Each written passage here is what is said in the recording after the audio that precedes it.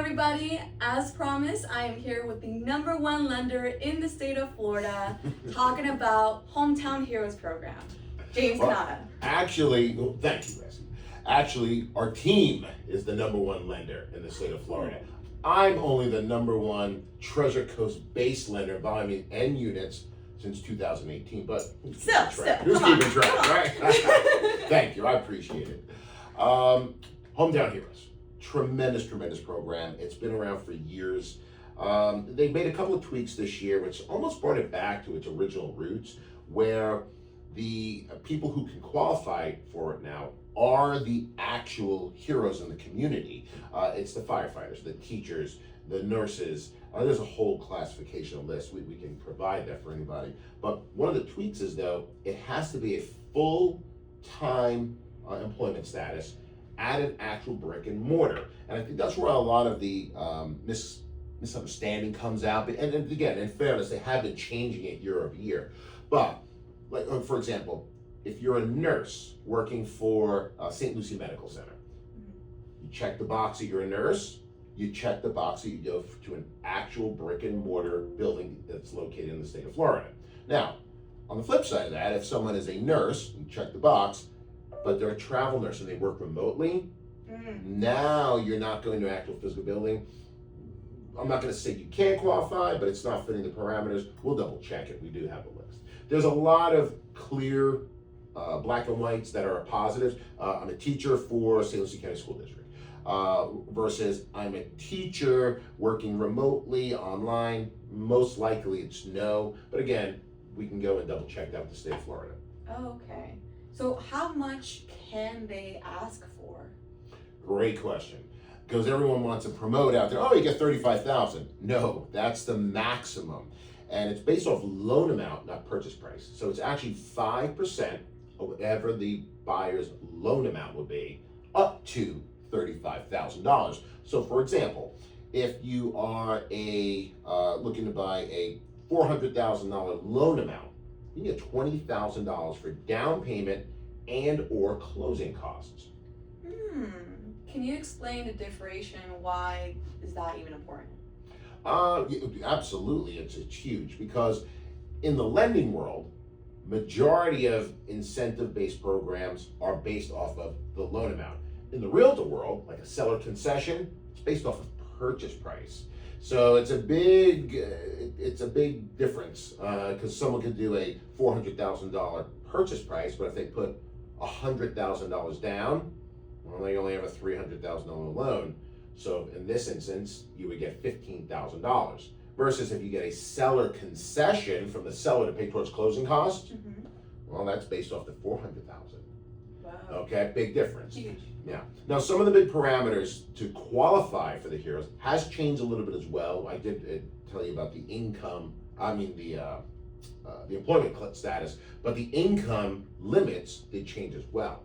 In Martin and St. Lucie County, it's $153,000 now. Maximum. And they can be making. Correct. Now there are two different programs. Not to get too technical, there's the bond, and then there's what's called the TBA. Don't want to, for the sake of what we're doing, don't want to break it all out. But the big thing is the bond qualifies you on the individuals that live in the entire household, whether or not they're on the loan. The TBA qualifies only the individual on the loan application.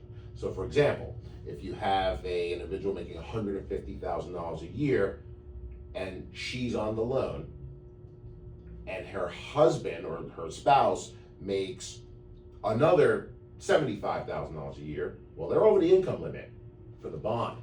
But for the TBA, if she's the only one on the loan, he's not, it would qualify. Again, for the sake of just explaining the parameters of the program, we don't have to get too detailed on it. Just know that there is an income limit to it. Okay. All right? For most people, because this is for a first-time home buyer program, okay? Bingo, because that's been a lot of talk around too. First-time home buyers only. First-time home buyer is someone who is qualified, who has not owned a home as their primary residence for the last 3 calendar years. So, for example, if someone co-signed for a family member, yes, they're on the mortgage or on the deed, but it's not their primary residence, technically they could qualify. Again, we're going to review it all. Even if it was within that very Correct. range. Okay. Correct. Now, another huge benefit is a veteran. A veteran who qualifies, 640 credit score, they meet the income limits, they still need to work a full-time employment, but their job status is veteran. Okay, so if it's a veteran who's driving a CDL truck driver, okay, as long as he's full-time status, he doesn't have to fit his veteran qualifies, and he does not need to be a first-time home buyer. A lot of people don't realize that. Okay. Right. So I actually have a question for that one. Okay. So for a veteran, right, what if they just go through the VA, do a traditional VA loan versus applying for this program? Would they? Yeah, the minimum statutory requirement on a VA loan is 0. A veteran, if they qualify for it, does not need to put a down payment down, but they still have closing costs. So in this program, what will happen is, again, let's use that $400,000 example. They'll get 5% of the loan amount. Well, if the purchase price is $400,000, they put 0 down, the loan amount should be $400,000. Look at $20,000. In most cases, a $400,000 loan should not have $20,000 of closing costs. So what do you do with the extra funds? They'll just apply it to principal as a down payment. Wow. Yes, it's okay. nice. They'll do the same thing for the other buyers as well. Okay. But again, it's not only the Other buyers as well. yes, it's right in that same instance. So whatever is beyond down payment and closing costs can be added as additional down payment. Got it. Yeah, it's important. A couple little wrinkles as well. Okay. The credit score you said? 640 minimum. Everybody. Everybody VA across the board. Doesn't matter, VA, FHA, you could even do conventional on the programs.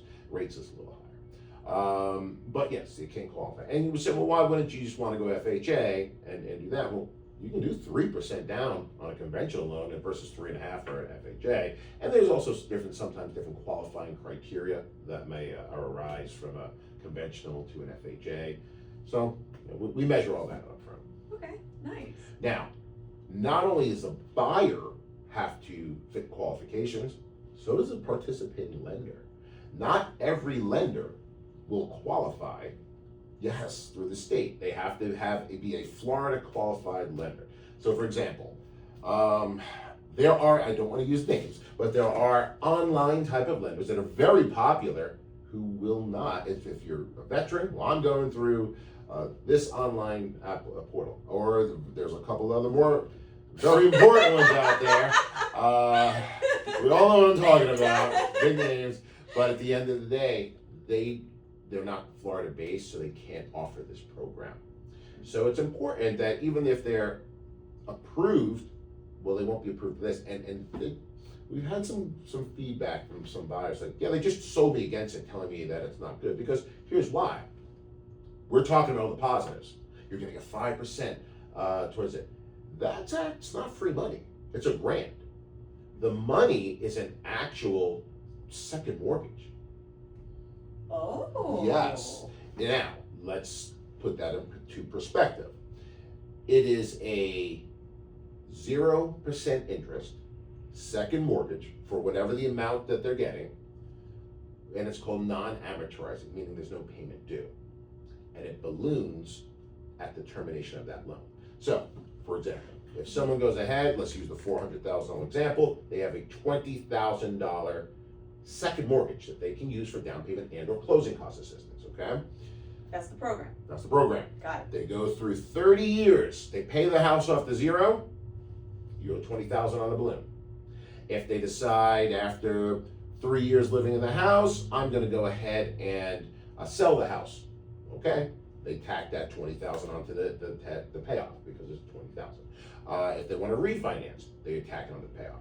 So it's not free money. It's not a grant. Now we have other programs if they're buying in St. Lucie County. I can get them some free money, but it's important to understand. That's why he's a wizard. It's important to understand. Again, not trying to be too technical, but there are cautions to this program. Yeah, 100%. That you go ahead and you have this $20,000 free money. It's not free. There's no free lunch, right? There's never free lunch, okay? Even if it's free lunch, it might just be that there's no charge to you, all right? So, Bingo.